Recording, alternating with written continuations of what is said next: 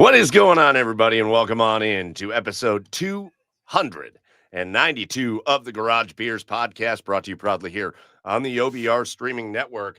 You're going to see this little QR code pop up over my brain, over my head right here. The Orange and Brown Report is Cleveland's oldest. Oh, that just covers my face. That's fine. The oldest and largest Cleveland Browns coverage site in all of Cleveland. So if you're not joined to the OBR, hit that little QR code up there in the corner. That'll take you right to the subscription page, and you can become part of the OBR community for all things Cleveland Browns. And then you get to hang out with us, whether you're here on YouTube or Twitch, whether you're watching on Facebook or X or Instagram or wherever you're at. We're glad you're here. Welcome on in. We've got a big time show for you here on episode 292. At some point, this is kind of a fun episode because we've got a really awesome former Buckeye and a really appropriate former Buckeye, especially for what's going on, what happened this week in the game. There's somebody that can really speak on the situation that they were in. He was an original member of the Houston Texans, and it's Jonathan Wells. If you remember Jonathan Wells, former Buckeyes running back, former Buckeyes MVP. He's going to be joining us tonight. We're just not exactly sure when, because he's traveling tonight. And he said when he can, he's jumping on. So it's going to be a little bit of a surprise. It's going to be a Jonathan Wells surprise for you tonight. But when he gets here, we'll bring him on. By what? By doing what? I said, hopefully you didn't offend him. By what? What would I have done to offend him? The team up north's name in our email to him. Oh, you might. I mean, it's just disrespectful. You might have. No. Here's the way I view it. I gotta get rid. Do the QR code real quick. I'm getting rid of it because it's like right on my face. Here's the way I view it. When you curb stomp that team, you call them Michigan. You want to say their name. Hey, Michigan. Oh. Hey, Michigan. Our little child. Our little baby. It's you got a couple lucky wins over us. It's like when your kid gets old enough to beat you one time in Mario Kart, and then they act crazy, and then you got to remind your kid, like, you're never going to beat me in Mario Kart again. That's what happened. And they're Michigan, and I hope they like me saying it, Michigan, because they got stomped.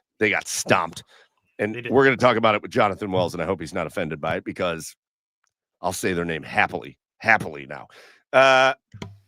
Again, we'll bring Jonathan in. We also just have a lot of other stuff to talk about between the Browns and the Cavs and the Blue Jackets and just college football and the NFL and everything going on in general. So we're really glad you're here for episode 292. With you, as always, I'm your host, Michael Keefe. Joining me in the garage tonight, my two co-hosts out in Seattle, Joey Whalen, over on the east side of Cleveland, Chad Meyer. Boys, what's up?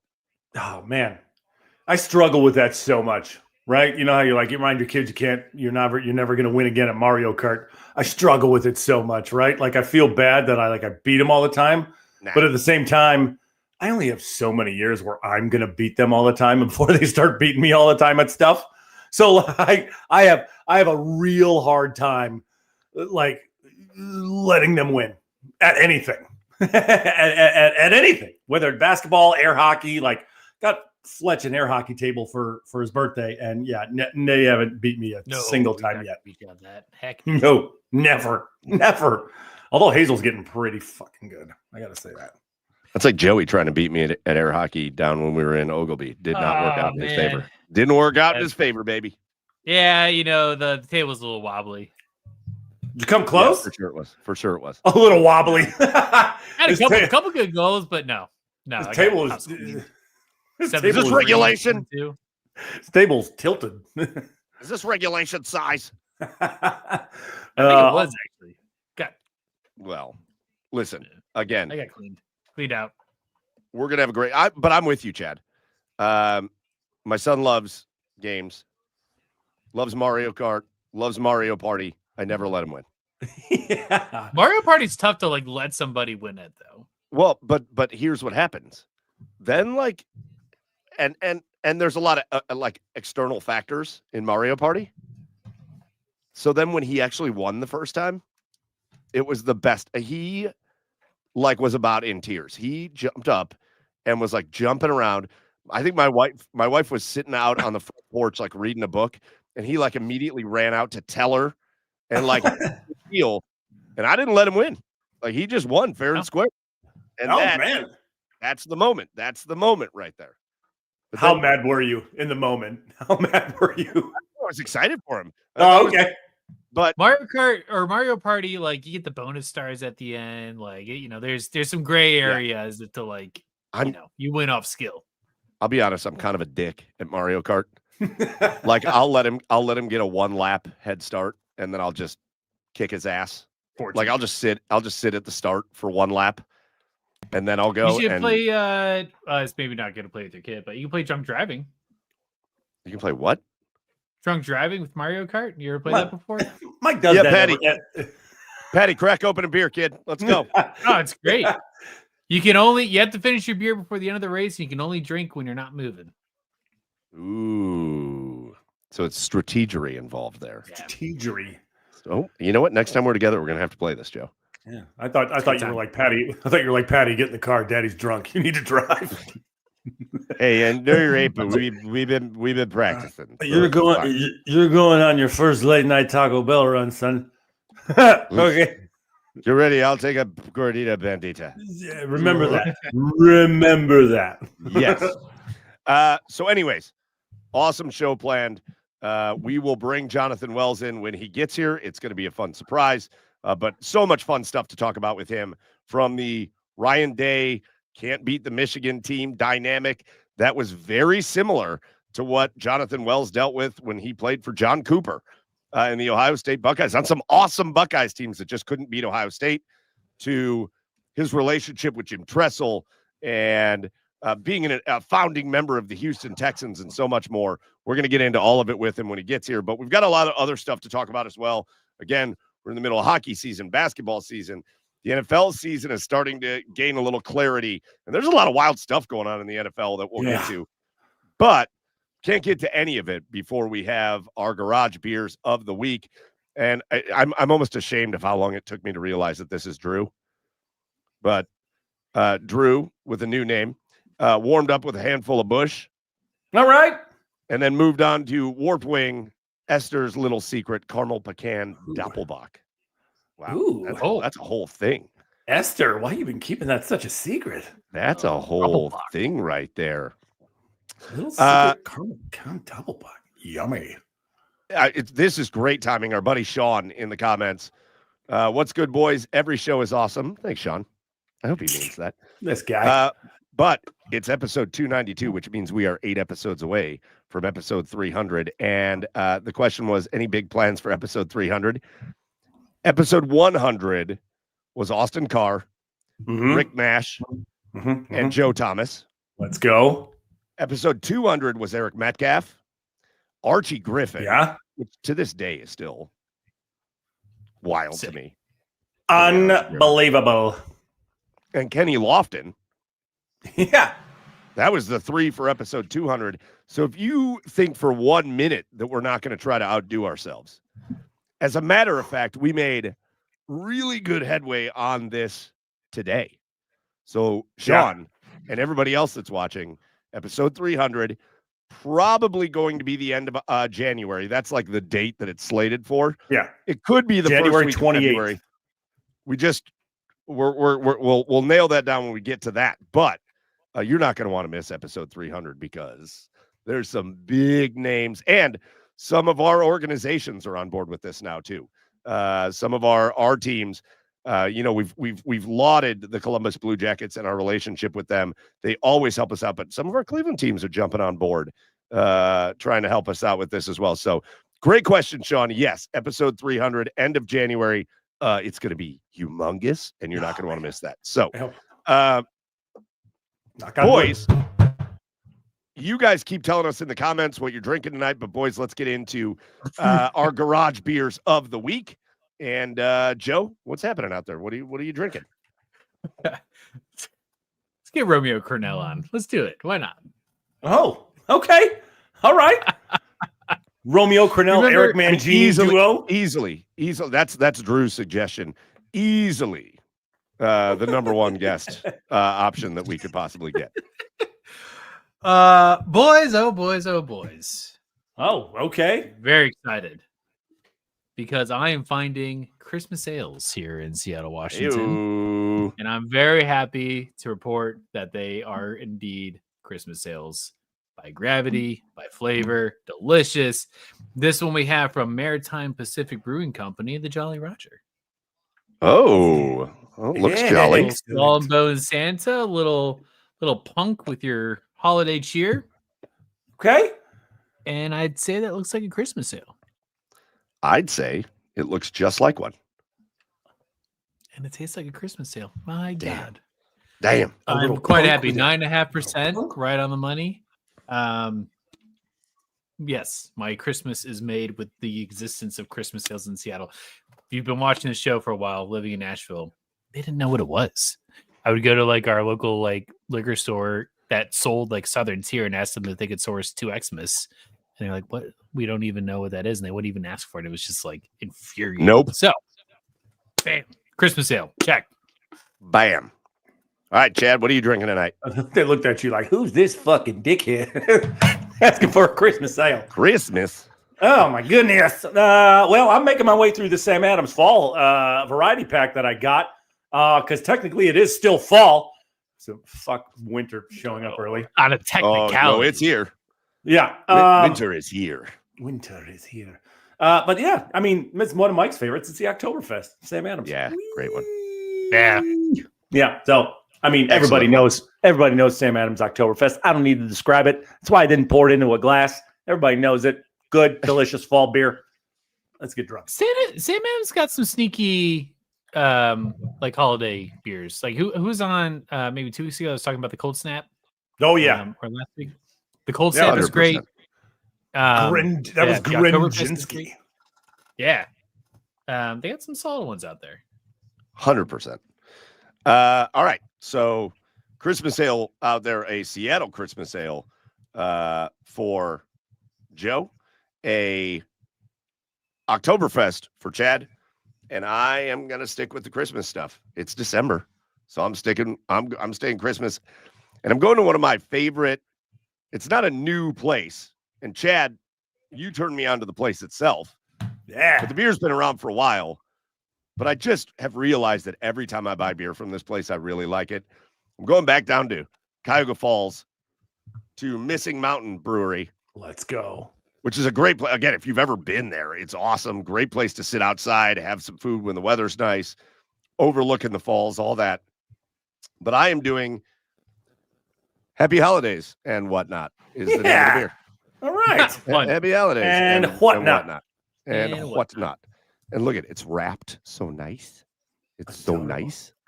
And this is what the Happy Holidays looks like. It is not as dark as it looks there. There we go. It's like a reddish, just a standard Christmas ale. Yeah, no big deal. And it is a perfect spiced, delicious Christmas ale.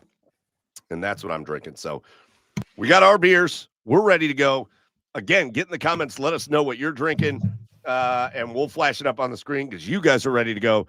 And now let's get into episode 292. And again, once we hear from Jonathan, we'll bring him in. But I want to start with this, boys, because this has been weighing on my mind a little bit. And it's about one of our Cleveland teams. But it's making me think of when the appropriate time is to have strong reactions to things. And so here's what I mean by that. It's the Cleveland Cavaliers that are spurring on this thought for me, and I want to know your take. Because obviously we know what the Cavaliers did last year, 60-plus game winners, 64 games in the regular season. They get to the playoffs, they get to the second round, they get bounced by Indiana. And if you'll remember the start to last year, they were like 15-1. They went on like 3 different 10 to 15 game winning streaks throughout the course of the year. Like, it was a blast. But in the end, they made it to the second round. They got bounced. And then I look at the Cavaliers this year, and I even look at them tonight. They're about to lose to the Portland Trailblazers. They're down by 9 with a minute and a half to go. It's a shitty Portland team. The Cavs, that will drop the Cavs to 13-10 on the year. I don't think the Cavs had their 10th loss last year until like February, March. end of yeah. This will be their 10th loss of the season, 13-10, 23 games into an 82-game season. And I notice online that people are really struggling to find, like, how do I react to this? And am I overreacting? Is what's the problem? Or there's obviously a problem and this team sucks. When's the appropriate time to have like big reactions? If you think about the Cavaliers and the expectations on them, they were the team that's supposed to come out of the Eastern Conference. They're supposed to be easily the class of the Eastern Conference this year. And that's not how the season has started at all for them. Not to say they're terrible, but they certainly don't look like a team that's at all on the same page with each other. So at what point do you, because I feel myself starting to get frustrated by this, but then in my head I'm going, well, yeah, but they were 15-1 to start last year, and they got bounced in the second round of the playoffs. So I don't know that I really care where they're at game 23, as long as in in April and May and June they're playing their best basketball. So what's the appropriate course of action here? I think probably like somewhere in like the 30 to 40% way through the season, like somewhere in January. I think that's where it's like, okay, there's a panic button that we need to hit, because then you're like jockeying for seeding at that point. You're heading into the All-Star break in February. I don't think there's any need to panic at this point in the season. Obviously, I wish they were playing way better, but it's just it's a little early, I feel. Chad has to clear his throat before he gives a very long, thoughtful response. No time to panic. It's not time. No, I don't know. I just had to finish the joke there. Fair. It's a fair point. Yeah, it's a long season, man. I mean, I wouldn't start to get crazy overreactive until probably around like maybe even halfway, 30 to 40 games in. Because anybody who has the expectation to win, what was it? How many games did they win last year? 66? 64. 64, right? You're not going to have that type of season every year. No matter how good or bad you were or you are, right? No matter the roster that you have. Yeah, I mean, on paper, obviously, this Cavs roster is much better than it was last year. But sometimes it's these seasons happen, right? These seasons happen where guys are just trying to figure it out, where teams are just trying to figure it out, and the Cavs are doing that right now. And any overreaction right now to me is the act of being spoiled from 64 wins last year, because you can't expect that type of output year in and year out. Yes, I mean the Cavs we're the team that's supposed to come out of the Eastern Conference, and they still can be, right? They still have all the talent in the world to be able to come out of the Eastern Conference, but you got some new pieces. I mean, you're still trying to figure it out. Nothing's going to gel all the way. You're dealing with a lot of injuries, right? I mean, obviously load management. Ton of injuries. Obviously, load management has been happening since the start of the year. So yeah, I mean, I get why they do that. I don't agree with it. I get why they do it, but it's tough to build chemistry that way. So it's a tough go. But yeah, I would say if halfway in that they're still like this. If they're like hovering around 500, a couple games above or below 500, then yeah, crazy overreactions. Yeah, and that's the thing. I think it might be different if they were 5-18, and you're going, holy shit! Like, yeah, they're losing to everybody, but they're 13-10, and then I got to remind myself, the Indiana Pacers went to Game 7 of the NBA Finals last year, right? And I think very likely they win that Game 7 if Tyrese Halliburton doesn't blow his Achilles 8 minutes into that game. Do you remember the start for that game for Tyrese Halliburton? He had I don't remember how many points he had in the first 4 minutes of the game, but he had 12 points in 4 minutes. Yeah, he was nuts. Untouchable that entire series. Yeah.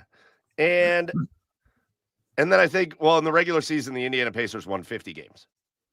They were 50 and 32. That was their record. So that, I've started to see it tonight as I was looking during the game. The Cavs have lost to the Trailblazers at home. That's gross. That's a terrible loss. Right. But I'm starting to see it now. The Cavs need to shake up this roster. They need a major overhaul. This isn't where, and I'm like, I don't think that's what needs to happen here. I think they just need to figure out health, right? When they're playing this poorly, when Max Strus is in the lineup and Jared Allen is healthy and Sam Merrill's healthy and you've got and Darius Garland's 100% and you got everybody completely healthy and then they're playing poorly, okay, that might be a little sign to panic for me. But like, I'm not doing it now. I don't want a roster shakeup. I don't know what good's going to come of that. I don't think they need to do a whole bunch of stuff. They need guys to step up. Lonzo Ball needs to step up. Yeah. DeAndre Hunter needs to step up. I think Evan Mobley's been very good. I think Donovan Mitchell's been one of the best players in the NBA so far this year. Darius Garland looks good when he's healthy and playing. Some of the young guys got to step up. That's what happened the other night when they won against Indiana. In Indiana, the young guys, man, played so well. Naquan Tomlin and Tyson and Proctor, and they were great. They just need guys to step up. That, to me, when I watch last year's team to this year's team, I don't see the same flow offensively. And I think Drew makes a great point in the comments. They can't find a consistent starting lineup. Well, it's hard to play consistent basketball when you're trotting different players out there every night because of injuries. But also, like, they've got to figure out life without, like, Ty Jerome got mentioned in the comments. Like, remember what a spark plug that dude was for them last year, though. Yeah, for sure. And don't give me they should have kept him then. They couldn't. He played himself into a contract that they couldn't sign him to. So it wasn't like a choice. They wanted to get rid of Ty Jerome. But man, what a spark plug he was. You could take Donovan Mitchell out of the game and you didn't have to worry about it. And this year, it's not the same. Lonzo Ball is struggling to put the ball in the basket. And I think he's doing okay on the playmaking side. I don't think he's been great, though. Dean Wade continues. I don't know how long we're giving Dean Wade a pass to be a guy that plays 25 minutes in a game and scores 3 points. Like, I know he does a lot of things for the team, and he does, but, like, you have to be a contributor offensively. Like, you have to. Yeah. But, like, let's give this team time to, like, get it together, because I actually don't mind that they're struggling early in the season.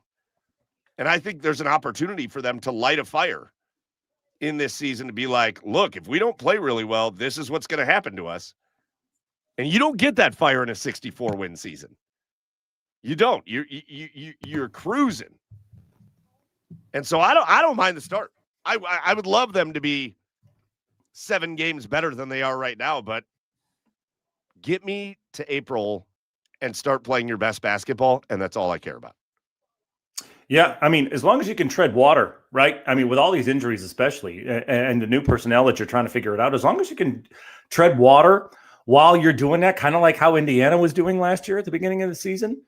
Yeah, I'm totally fine with that. I mean, look, the Cavs are too talented to not be in the mix here at the end of the season. So it's going to happen. Yes, they might not be the 1 seed. Okay, fine, whatever.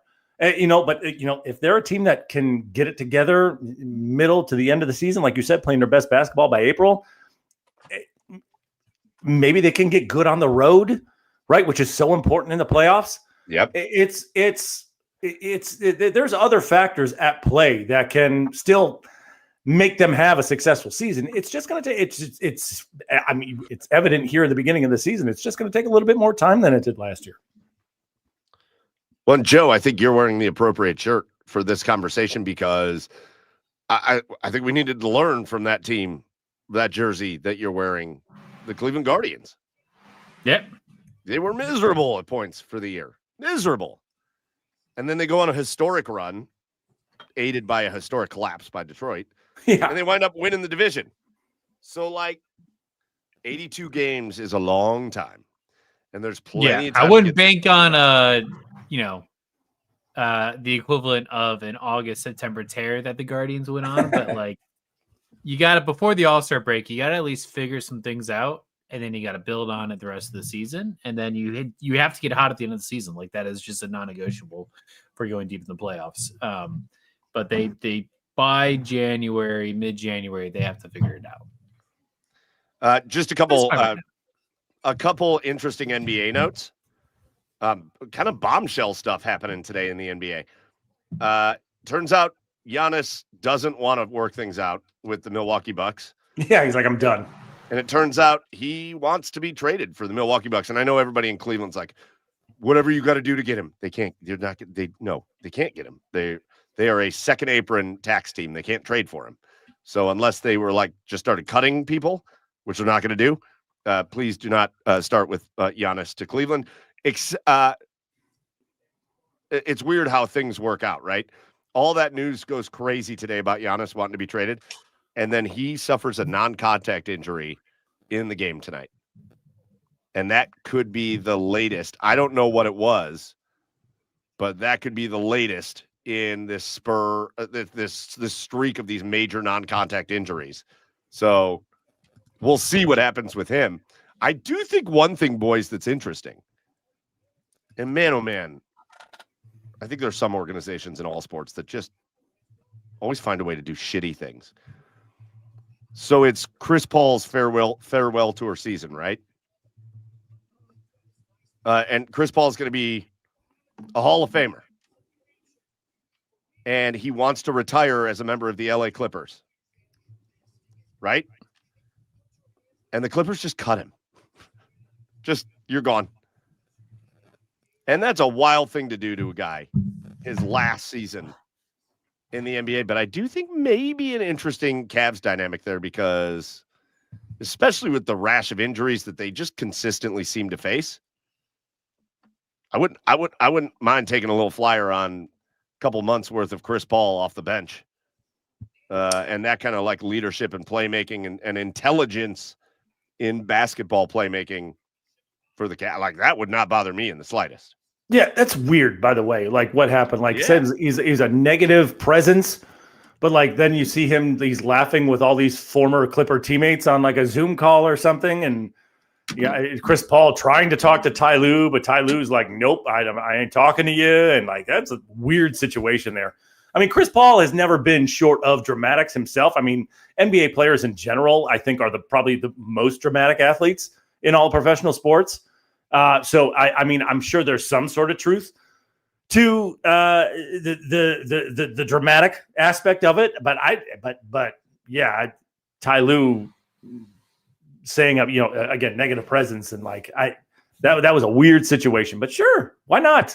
Every little bit's going to help, right? If we're just this second apron team, what I mean, it's what two more years before we really got to start thinking about taking our teams, tearing this team apart or doing whatever with this team. So yeah, get all you can now. Get all the pieces you can now to try to get us a title before we have to do that. Absolutely. Yeah. Anyways, I just thought that was an interesting way to start because we've got this kind of loaded up Cavaliers basketball team here in Cleveland, and they're sputtering to start, and it just had me. I wanted to get like the temperature of what you guys feel too. Like, when do you start to panic? And I think it's way too early. I think if you're panicking about the Cavaliers after game 23, you're early. You're early on the panics. I think it sounds like our special guest should be here any moment, so we're going to change direction. But why don't we get this out of the way here? Why don't we do our asshole of the week here while we wait for him to come on? And then we'll see where we're at when our guest gets here, but we'll just kind of get into the next topic. So if you're not familiar with the show, asshole of the week, somebody's been an asshole this week. Just maybe they did something stupid. Maybe it's a group of people that are being assholes, but just somebody that needs to get called out. And that's what asshole of the week is about. And I'll lead us off on this one. And this another recent thing, because I never even think about this until like the day we're doing it. But, and he's probably been the asshole of the week on this show before. My asshole of the week is Odell Beckham Jr. Oh, he's been there. Oh, fuck that guy. Did you see what he said? Yeah. Yep. Sure did. If you missed what Odell Beckham Jr. said on some podcast, I don't remember what podcast he was on, but he was on. So it's Ryan Clark, wasn't it? Oh, it was the Ryan Clark. Yeah. Yeah. Odell Beckham Jr. goes on and says something to the effect of, if you make $100 million in 5 years, you're only bringing home like 60 because they're taxing the hell out of us. And it's hard. It's hard to stretch that. It's hard to. You can't live your life on $60 million. Yeah, it's hard out here for a NFL player. You know what he said too? Because he was like, yeah, you get the money and you're spending and buying houses for the parents and buying cars. And Ryan Clark's like saving, investing, and he's like, yeah, just trying to stretch it. Yeah, right. What are you talking about? What are you talking about? Odell, brother, like, dude. Saving and investing in 7 different cars and 4 houses. And you give me $60 million over the course of 5 years, and I'm set for life. My kids are set for life. My grandkids are set for life. Like, what are we talking about here? And it shows you a dramatic disconnect. And it also shows you why there are so many pro athletes that are adamant, and they do this after they are pro athletes, on trying to help other pro athletes be smart about their money, right? Because there should never be a point where that's a difficult thing to deal with. So OBJ is going to get mine for that, because that's a crazy thing to say. That's such a crazy thing. Like, I've never been one to like, not at all. Like, you go get your money, guys. Like, get as rich as you can. But like, and I've never been like, NFL players shouldn't be paid so much money. Professional baseball players shouldn't be paid this much money. They're not worth it. Blah blah blah blah blah.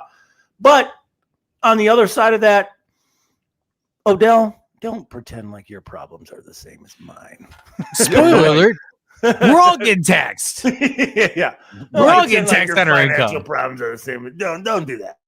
It's not even close. Don't come to me and complain that $100 million wasn't enough. That's a wild thing to say. It's wild. Yeah. Real quickly, boys, let's go through the other two, because I think our special guest is setting up here. Chad, who's your asshole of the week? We're going to get into it in a minute, but mine's fucking the team up north, dude. You look like real assholes standing on the M after the game. That was so good. And just staring at Ohio State, celebrating with their fans. Like, oh, no. You're not going to do what we did to you last year. Nope, you're not going to do that. We're protecting the M. It's something we've been stepping on the entire game. That camera shot of the Buckeyes players with all the fans, and the Michigan players all huddled up on the M like they're tough, and the Buckeyes players just in the stands like, we don't give a shit. Like, yeah, we just whooped your ass. Like, yeah, hell yeah. That's one of the great camera shots of all time. Yeah. All time. Amazing. But yeah, you look like real assholes doing that. Team up north. It also means that you had a conversation about, when you get your ass kicked, this is what we're going to do. And that's hilarious too. That's hilarious. That's the thing, is they were standing on the sidelines like, guys, we got to go step on the M. We got to huddle up on the M after the game. Joe, we're going to get to yours. Oh, go ahead. Oh, sorry. Go ahead. I was going to say, we're going to get to yours in a bit, but our special guest is here, and related. He's in a tropical location, and we don't want to keep him away from any kind of fun for the remainder of this evening. So we want to get him in here as quick as possible. This guy, a Buckeye legendary running back, had to fill some pretty big shoes and left some pretty big footprints of his own at Ohio State. He was an Ohio State MVP and played through some really interesting years. And I think literally one of the best guys we could get to talk on the situation that Ohio State faced this last weekend. We're going to bring him in right now. Former Ohio State running back, Jonathan Wells. Jonathan, welcome inside the garage. What's up, fellas? How y'all doing? Can y'all hear me good, man? It's a little noise out here. We good? Yeah, you're all good, man. You sound great. Okay, great. Thank you. How y'all doing? Excellent, man. We're colder than you, Jonathan. We're colder than you. Yeah, it's about 85 over here. I'm sweating. By 88, I'm sweating right now. Yeah. Oh shit, I'm so jealous. What's happening in the Dominican? Just a vacation? My friend is having his 50th. We have about 30 people flying in, so it's about to go crazy. Oh man. I'm glad we caught you. I'm glad we caught you before. I just took a shot. That's why I'm sweating, but don't mind me. I'm good. There you go. What's the shot of choice? I'm a tequila guy these days. Any kind of white tequila, I'm good with it. A little Blanco. All right. Blanco. There we go. Blanco, baby. Well, Jonathan, man, again, Chad, you've been talking to him, and he let us know that you were potentially available. And all I could think about was, I don't know that there's a better person to talk about the current Buckeyes with, because in your situation, in your tenure with the Buckeyes, you played for 4 years. You played in the John Cooper years, and that era started to feel a little bit similar without the national championship, but started to feel a little bit similar to the more recent era of Ohio State Buckeyes football of, man, really awesome football teams that just really struggled to get over that Michigan hump. Yep. And so just kind of talk about when you're on the Ohio State Buckeyes, no matter how good you are, how much does it get at you if you can't get that Michigan win? Even if you take the team from last year that goes on to win the national championship, but they didn't get that Michigan win, how much does that get at you? I mean, I'm not going to sit here and lie like it doesn't hurt to lose to Michigan, because it does. You know, all I've been trying to explain to the fan base is that it's not 1995 anymore. Michigan does not have that kind of power to control and ruin our seasons anymore. So I don't give them goofies no power. Like we're giving them power. If besides the ring that they cheated for, there's nothing to talk about Michigan football for. Like, let's be real. So, like, they're bandwagoning on what we've been doing for the last 25 years. And quite honestly, I'm sick of it. So I'm glad we finally popped them. But yeah, man, you know, it was long overdue. Let's put it that way. Yeah, for sure. Hey, what was? I'm curious. I mean, obviously, a lot was made with John Cooper. Obviously, the John Cooper era with Michigan. What was Coop like during Michigan week? Did his demeanor change? Did everything? What was a week of preparation like for Michigan under Cooper? You want me to be honest? Like, well, yeah. I literally don't. I don't have any memories of like Coach Coop coaching. Like, I don't have any of those memories. Okay. Most of my memories are Coach Spencer. He was the more vocal guy. Coach Coop was really like an NFL coach. I didn't really see Coach Coop until I got in trouble or something. Like, other than that, there really wasn't much mentorship there. It was totally different from when Coach Tressel came in. I can definitely say that. But Coach Coop is great. I love him forever. But I don't have any stories like that. How big do you think? Listen, Ryan Day's a national champion winning coach now, and we said this last week, and I think he showed it this past weekend. I think he's different now. I think he looks different. I said he looks like when I see him on the sideline, he looks like a killer, man. He's got a different look in his eye now that he got that national title and all that. Having said that, how big do you think this was for him? Because, again, they were starting to draw comparisons between Ryan Day and John Cooper. John Cooper, you guys had thing some. I've ever heard. Dumbest But thing you guys, no, that's not you even. guys had some monster teams. You guys had some monster teams. They did. Well, I had one monster team. I played on the 98 team, which was really good. And 99, we fell off the wagon. We went 6-6. Then we came back and went 8-3, and then 7-5 with Coach Tressel our first year. So I didn't live in those glory years except for 1 year. You know what I'm saying? So we were kind of the ones that it was starting to go downhill. So when they brought Tress in, man, it really saved our program, because we were definitely spiraling the wrong direction. And I can say that because I was a part of that problem. Do you think that was cultural? Because when you look at the guys you played with, right, David Boston and like just this unbelievable group of guys that were on that team with you. I think Andy Katzenmoyer, you were teammates with Andy. He's been on the show with us. Was it a cultural issue that was causing a spiral? Because there was a ton of talent.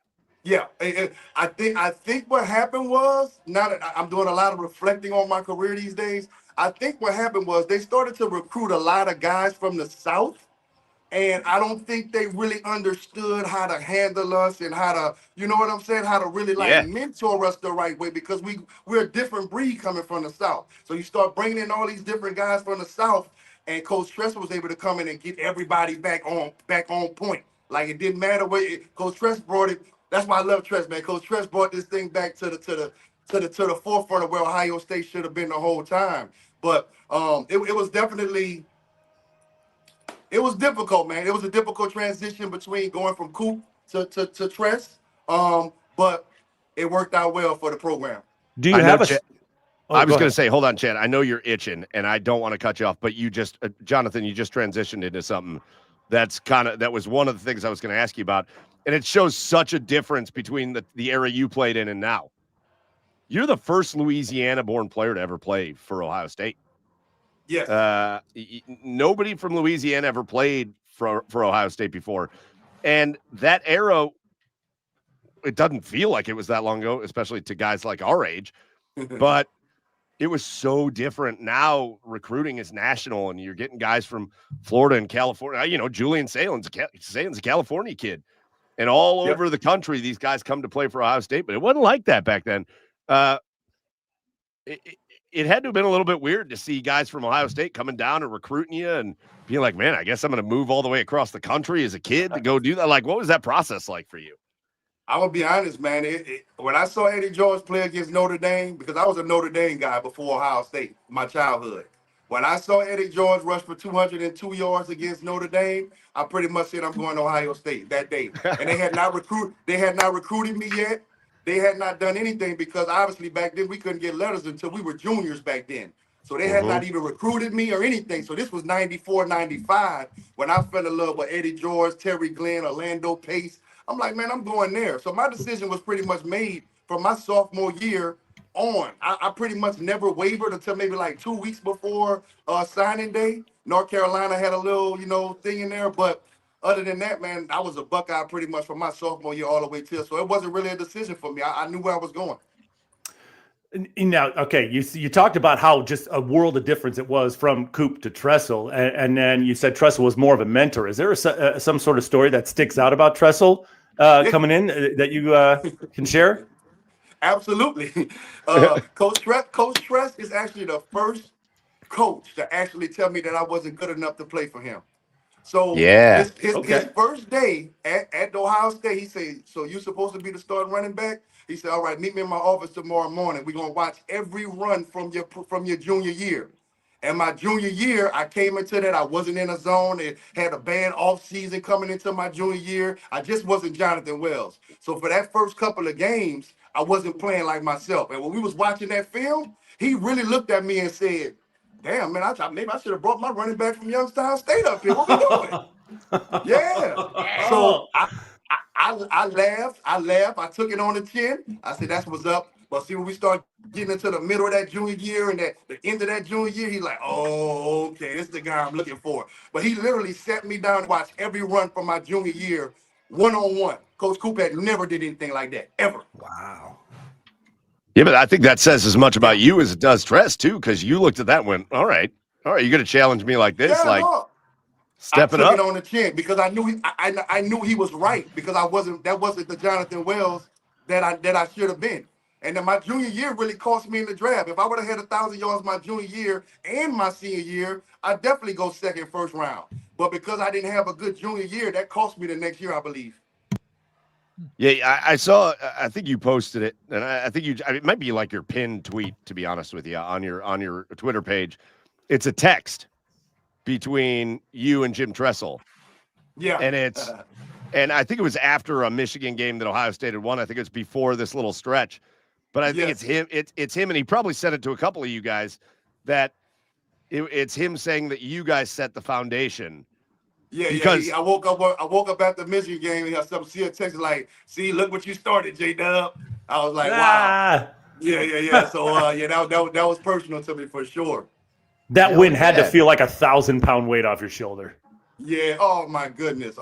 Because remember, we should have beat him in '99 up there. Yeah. I had the 76-yard run. I got caught. Yes. If I score there, we go up by 14, and they don't come back to beat us then. So I had to carry that loss for the next 2 years. even though I don't feel like I was the reason we lost. I think I would have helped, obviously, but other positions, a lot of people just didn't carry weight. Let's put it that way. But anyway, I had to carry that for 2 years. So when I went back up there, man, I really had it on my mind. Like, we are not coming out of here. I don't care who's starting that quarterback, first start, second. I didn't care. Like, I literally was like not coming back from up there. And thank God my defense was lights out. 5 turnovers was crazy that day. Yeah. And the offensive line was stout as well. And Craig Krenzel, he didn't turn the football over, and that's why I love him. If you don't turn the football over, we could have been beating them in the 90s. They always beat us because we turned the football over. Ooh. That 98 team, Sugar Bowl, you guys, you took out my alma mater. You took out the Aggies in the Sugar Bowl. Let's say the playoffs existed back then. Because, again, back in your day, I might be a little bit salty if I was you. Or guys that played in your era. One loss just ends your season. Just boom, done. You can't come back from it. Yeah. Do you guys, if there's a playoff that year, do you guys give Peyton Manning a run for his money? You want the honest answer? Yeah. I don't know. We sucked against the SEC back then. Until Urban Meyer showed up here, we pretty much sucked against the SEC. I'm gonna keep it real. So, oh my God, was that the Lou Holtz? You were in the Outback Bowl, weren't you? With Lou, wasn't that Lou Holtz coaching South Carolina? Twice, no, back to back. Oh, here he comes. Exactly. Here he comes. Wait a minute, Lou's gonna make an appearance. Yeah, I'll tell you that, Jonathan. You was just such a tough football team with Steve Belisari at quarterback there, but the left-hander there. But you were a stud running back for the Ohio State Buckeyes, and you were a tough football team back. You're not so tough now, but come on, Lou, let's go. That's what's all up. right. So, last question, kind of about your time. And then I want to just jump in for a little bit on this year's Buckeyes.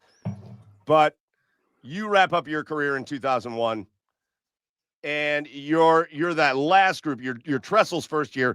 I will never get the memory out of my brain of Tressel standing in front of the crowd when he got hired at a basketball game, talking about how you guys were going to beat Michigan. I'll never forget that forever. That set the tone. Well, this is a genius. This is a genius of Jim Tressel. He didn't say we were going to beat Michigan. He said you're going to be proud of our young men on the field and off the field. And he's a wordsmith. He's the perfect wordsmith. We all knew what he meant, though. We all knew what he meant. Exactly. He delivered. But a lot of your teammates that would go on to play the next year would go ahead and win the national championship the year after. And did you feel that when you left? You obviously went on. You're an original member of the Houston Texans. You were a part of the Texans' original draft class. But did you have a feeling that those guys, Craig Krenzel and Michael Jenkins and our buddy Dustin Fox here and C. Grant and all those guys, did you have a feeling that they had what it took that next year to make a run like that? I did. I knew it was something special. I mean, we could have easily been 10-1 that year. We lost like 5 games by a total of 13 points. So, like, we were literally we were up 17-0 against Wisconsin. We lost. We were up 27-9 against Penn State. We lost. And another game, somebody came back and beat us, man. So, like, we were right there. But our defense was younger. We turned the ball over so much my senior year. My God, I can't. Bro, like, y'all have no idea. But anyway, like, so I knew that they had something special. And then Claret just came in and pretty much replaced the production that I gave him a year before. But the defense was so much better. The defense closed games out in 2002, and we had some slippage in 01, which is normal for a first-year coach. But I knew that we were right there from being 10-1 in Jim Tressel's first year. Real quick, as a kid that grew up in Louisiana, played Louisiana, you're used to sweating the way you sweat growing up in Louisiana. Practicing doing 2-a-days, three-a-days in the summer in Louisiana. You're used to it. Your first cold weather game in Ohio, were you regretting it a little bit? Were you like, oh no? Absolutely not. When I came back home from the bowl game, from the Sugar Bowl, all of the guys from the South, we took our shirts off. We ran out the dorm room. We played throw-up tackle in the snow. Like, Hell yeah. Nice. Like, this is literally my first time seeing snow. Think about that. You know what I'm saying? Like, I Yeah. was excited. And if I was scared of the cold, I never would have came to the Buckeyes. You know what I'm saying? So I was looking forward to playing in the snow, playing in the cold. I like that type of weather.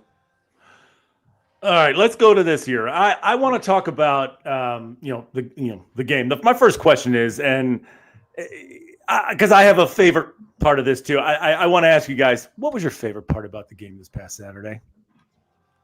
My favorite part about the game this Saturday, honestly, was the focus of the team. Yes. They didn't get into none of that extra. Because if you watch what I was saying before the game, if I was to talk to the team, I would have told them, man, no extracurricular activity. All of that extra energy, all that extra yapping. Man, put that shit into making plays, man. We don't got time for all that talking. You know what I'm saying? So to see them, and the biggest thing that stood out to me was when Ryan Day came out that tunnel and he had Roy Hall on his right shoulder. There we go. And I said something. I said, man, that's a huge move by you, Ryan Day, because guess what? Roy Hall don't know what it feel like to lose to Michigan. You need somebody that understand what it's like to go up to Michigan and win next to you. And he made that switch, and obviously it made a big difference because they handled nothing but business Saturday. My favorite part of that game, my favorite single instance of that game, third quarter. I believe it was the third quarter. 2nd and 5. Michigan gets a holding call on them. Ryan Day declines it and said, "You're not getting 5 yards." I wanted to run through this fucking wall, Jonathan. I was like, oh, listen, back to what y'all was saying about Ryan Day, though. Yes, he's definitely, since he's won the championship, you got to think. I mean, all the Michigan pressure is cool, but man, once you win a national championship as a coach, there is nothing left to do. Like, what pressure are you going to have? It is what it is. Like you said, this whole year, his demeanor, his temperament with the guys on the sideline, everything has been A1. Last couple of years, he was cussing people out. And it felt like he was trying to be Urban Meyer to me. Right. And I'm like, that's not your style, Ryan, bro. Just do you. You don't have to try to be like Urban. And it worked out for him, man. Right now, he's by far the best coach in college football. I love what he's doing with the program. I was going to say, I love that you brought that up, Jonathan, because I've said it forever. My least favorite moment of the Ryan Day tenure was when he yelled at Lou Holtz after they beat Notre Dame in that last second victory. And he got on TV and he was like, "What do you think of that now, Lou Holtz?" or whatever he said. And I was like, man, why are we yelling at Lou Holtz? I'm just sitting right here. I'm just sitting right here in my rocking chair. I ain't going anywhere, Ryan. But I was like, you're focused on the wrong stuff. Like, what are we focused on Lou Holtz for? Who gives a shit what Lou Holtz says? Yeah. And now I don't think you would ever see that out of Ryan Day now. There's just a different look. I will say I love that, Chad. That was one of my favorite moments. My favorite situation in this Michigan game is that Ohio State beat them any way they wanted to. And it's been a frustration that the last few years it feels like they felt like they needed to out Michigan. And Michigan wanted to dirty up the game, and Ohio State was like, well, we'll dirty it up even more. And they were losing. And they weren't taking advantage of where they had advantage. And this year, you saw the long passes to Jeremiah Smith and to Carnell Tate. But Bo Jackson went ballistic in that game. They punished them they punished them on the ground. They punished them through the air. That defense is unbelievable. Matt Patricia, man, that dude can coach a defense. And the fact that they just beat them up however they wanted to, that's my favorite part of the game. Yeah, did anything they wanted to do after that first drive, after those first two drives. I agree. Just like the offensive, and listen, we got to get an offensive line prop. The offensive line was incredible. That is the best game I've seen an offensive line for Ohio State play in a long time. I'm talking about they were winning all the one-on-one battles. They moved the ball on the ground. I mean, the offensive line I told the running backs on my live, y'all need to get them boys to go to steak dinner. The whole offensive line, the wide receivers, the quarterbacks, y'all take them boys out and let them go do their thing at a steakhouse because that was impressive by the O-line. That was going to be my next point, right? Is that was the unexpected part for me in this game, right? You know, it was supposed to snow. This was going to be like being right in Michigan's wheelhouse, but you became the bully. that offensive line became the bully this year. Something that Michigan's done to you for the last 4 years, but you became the bully this year. And Bo Jackson had 144 yards that resulted in. You became the bully. Oh my God, it was awesome. But the beautiful thing about it is, and I've been talking about running backs, just getting touches over the season and getting into a little bit of a rhythm. And they was able to get born to a nice rhythm. But I will say, for him to come out and rush for 100 yards against that defense, very, very impressive. So shout out to him, shout out to the offensive line, and shout out to the coaches for letting them run that thing. But the game plan was flawless, man. We did what we wanted to do when we wanted to do it, and we out-physicaled them, and that's what we've been waiting to see for 4 years. Should Julian Sain win the Heisman? Absolutely. It's not a question. Yes. Who else? Who else? Yep. But who else? They're punishing him because he's got talent around him. Yeah. That's the dumbest thing I ever heard in my life. Right? This kid is amazing. Bro, if this man doesn't win the Heisman, especially if he come out here and spank Indiana this week too, because that's the guy who's supposed to win it, right? Yeah. So once we come out here and shut him down, and then Julian do him, what are we talking about? Yeah, I mean, we're talking like not even ice water. People say ice water in his veins. Like that dude has like Alaskan glacier water running through his veins. Like the way he flushed that interception out, like you wouldn't even thought he threw a pick. The way he went about his business the rest of that game.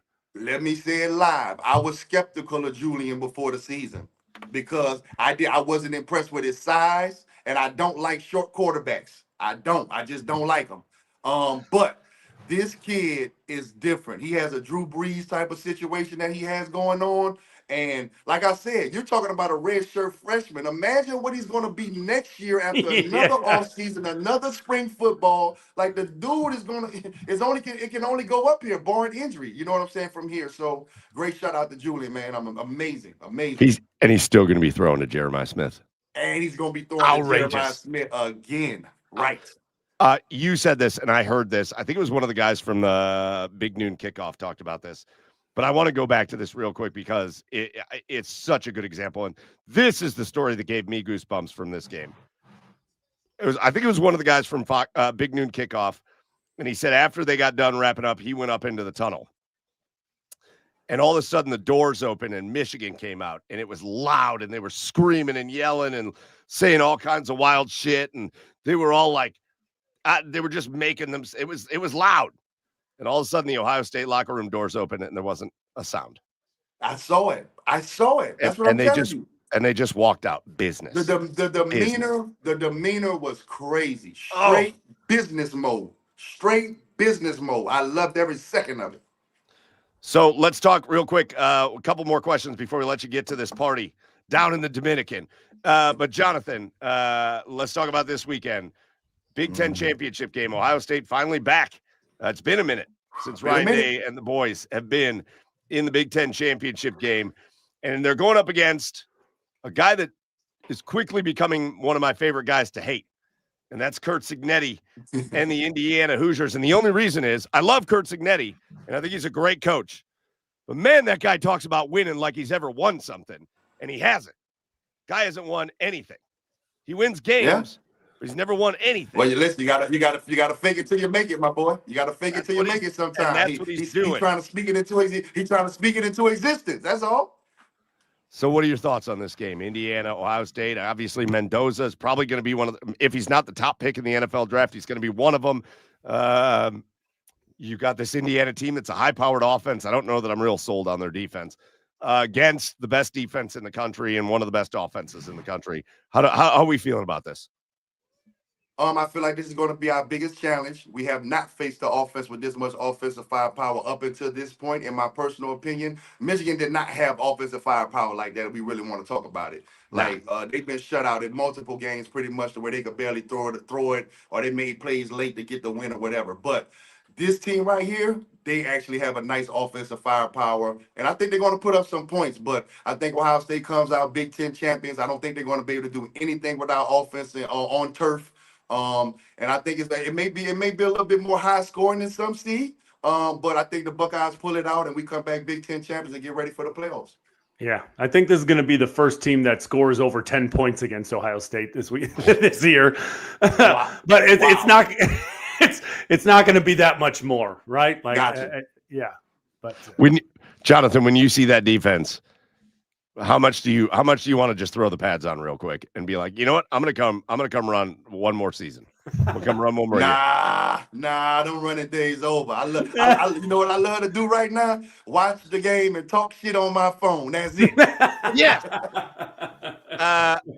All right. Really quick, last thing, just because I think the story is very cool. Being a part of the first draft of an expansion franchise, the Houston Texans. You were their first ever top running back. You were their first ever leading rusher for the Houston Texans.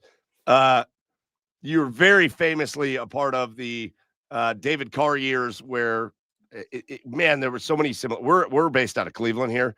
So many similarities to the 99 Browns team where they just did not have an offensive line. Top quarterback, Tim Couch, David Carr, not much of an offensive line.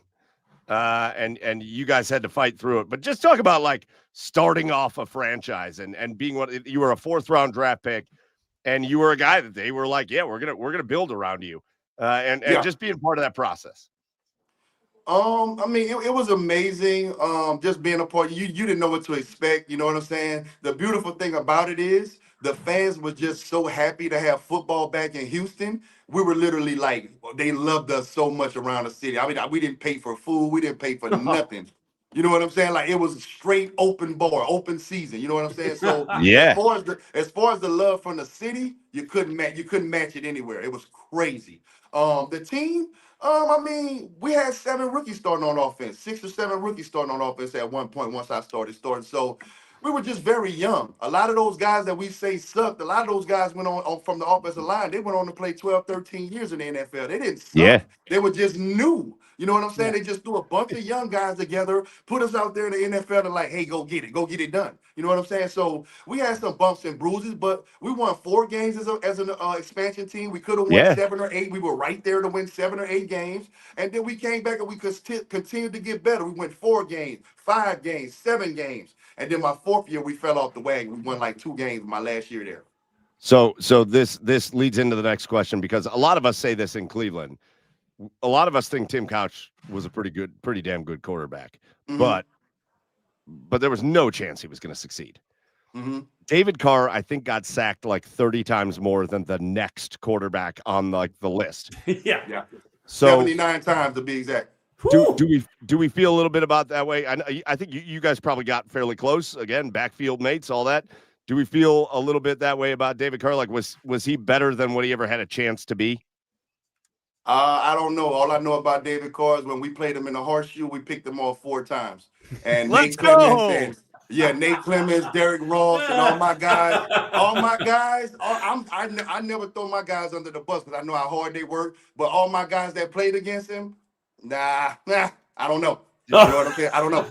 Did you let him hear about that every once in a while in the locker room? Me and Dave, we didn't have a relationship. I never had his phone number. Like, you gotta remember, my personality is so huge. In a locker room, I'm gonna be the guy. I don't care what it's me. Yeah. When we're talking about going out in Houston, I'm gonna be the guy. It's me. I'm from New Orleans. This is what I do. So I was the heartbeat of that shit. Point blank, period. I don't care what they talking about. What I look like coming from Ohio State. What do I look like coming from Ohio State and looking up to a guy from Fresno State? You see what I'm saying? Yeah. Like, so I stepped into that thing as I'm going to be the leader. I made the rules. You touch the ball as a running back or wide receiver, sprint all the way to the goal line and jog back. I was putting those rules in place because I've been doing that since high school. I know how to work. The Houston Texans just didn't understand what they had. And they tried to replace me 4, 5, 6 times. And I was the last man standing at the end of my career. I started my last 2 games. We won. I balled out, player of the game. They couldn't replace me. It is what it is. I don't know about you two, Joe, Chad, but I'm going to leave this interview with Jonathan. All I want to do is hang out one time. Yeah. All I want to do is one night with Jonathan Wells. Where y'all live at? What city y'all? Where y'all at? Y'all We're in Cleveland? We're Cleveland boys. I used to live in Aurora too, but I used to tell Hole in Cleveland back. Let's go. I used to live by the outlets. Oh, let's go. Okay. Yeah, right before I moved here in 21, I lived in Cleveland for 7 years. I did radio for the Browns from 2019 to 2020. Yeah. Let's go. Well, you ever in town again, dude? Let's go out. I'm a Cleveland adopted me, baby. I'm an adopted Cleveland baby. Hey, and once Cleveland adopts you, man, we never let you go. You're We part never of let it. you go. You're part of it. Hell yes. Sir. Hey, Jonathan Wells, this has been a blast. Real quick, last question for you before we let you out of here. We know the teams that are in contention for the playoff now. Yeah. And Ohio State's, barring something weird happening against Indiana, going to be the top seed. Okay. What team's the biggest threat? Alabama. I'm never going to be comfortable playing Alabama. I'm never going to be playing. There's just certain teams I'm never going to be comfortable playing until we beat them. I'm never going to be comfortable playing Georgia. There's just some teams that can beat you. And college football, guys, we saw what happened to Oregon. It was hot. They won it, and then they took a week off, and they came back, got their head beat in. So I'm not going to put the cart in front of the horse. We got to focus on every play, every day, and figure it out as it comes. But we have a chance to win it, but we're not guaranteed to win a championship like everybody's talking about. Anybody can be beat. Y'all don't know that by now? I don't understand what these people in the media talking about. Anybody can be beat, especially when it comes to playoff time. So now we're going to go one at a time, man, and we'll figure it out. All right, Jonathan, there's more tequila shots waiting for you. You sound like you got a fun bit of time in the Dominican ahead, man. Let's go. Hope you have a great time down there. Hope your friend has a good birthday.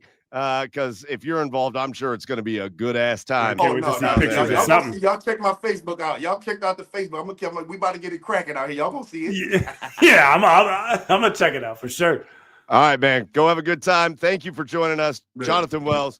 We appreciate you, man. And as always, go Bucks. Go Bucks. Appreciate y'all, fellas. Have a great night. You too, man. See ya. How about Jonathan Wells, man? That's all I want to do is bringing the energy. Bringing the energy. That's all I want to do is go hang out with that dude now. Yeah. 50th birthday. That dude, it sounds like whoever's having a 50th birthday is about to have like a 25th birthday. Yeah, I don't know if we'd survive a night. Let's just say there's going to be some headaches in the morning, and that's just how it should be. That's just how it should be. No, big time shout out to Jonathan Wells, man. A really good Buckeyes player, a former NFL player, and what a nice dude, man. Just a great time taking his time out of his vacation down there to join us on Garage Beers. And I feel like they should have him in. Just a great time taking his time. What are we listening to over there? Nothing. All right. Sorry. There it was. I'm bad. Nah, but I feel like Ohio State should have him in the locker room every once in a while, just like talk to the kids. You think? All right, I got a little more college football I want to talk about, but Joe, we left you hanging with your asshole of the week, so why don't we go back to that real quick? I should have spent that time thinking of a new one. Mine was the same as Chad's. That's okay. But some context to add to it, Michigan had a team meeting the night before the game. And this is how, just shitty Michigan is. Shitty as fuck. They had a team Stupid meeting assholes to say, bunch of dicks. If Ohio State wins, we guard Stand the on the logo. like a players only meeting. If Ohio State wins, we guard the M, which is just so it's just funny because I think there was a couple guys that maybe tried to at some point after they left the M at whatever. They did. But Day stopped it, but that was never the intention, and it's just such a freaking pro move, dude. And I also think they'd be like, we're not you. Yeah, I was gonna say. I also think at the end of that's what I was thinking. That's why I saw those videos of some of the players trying to kind of come back at the end, and I was like, nah, no. And I'm so glad Ryan Day did what he did. No, we ain't doing this shit. Yeah, they did to us, and we're better than them. Yeah, and that we're literally better than them. You showed on the floor. Yes. Brutus spent more time in the end zone than the entire team did. We're good, boys. All-time great moment. That was an all-time great moment. That picture, and I said it's one of the great shots of the Ohio State players sitting up on the with the fans while Michigan are huddled around their stupid fucking M. But the real all-time great picture that comes from that game, I don't know how he got away with it. I don't know how somebody didn't stop him. But Brutus doing script Ohio on the fucking field and then crossing out the M on the Michigan logo. Legendary. Holy shit. And those dudes that had to scramble and try to cross out the Ohio. That is an all-time moment, guys. It's an all-time moment.